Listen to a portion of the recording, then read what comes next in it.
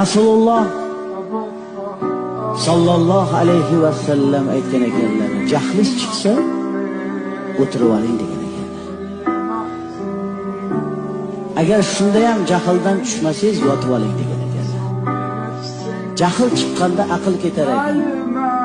Dunyoda eng kuchli odam kim deb savol berishganda, jahli chiqqanda o'zini bosa olgan, aqli jahlidan ustun bo'la olgan odam dunyoda eng kuchli odam deb javob berishgan ekan. Jahlingiz chiqayotgan paytda, o'sha paytda masalani hal qilish shart emas. Er-xotin bir-biriga jahl qilayotgan paytda bolalaringizni ko'ziga qarang. Norasidalarda nima gunoh? Sizni dahanaki jangingiz bilan hech narsa hal bo'lmaydi, lekin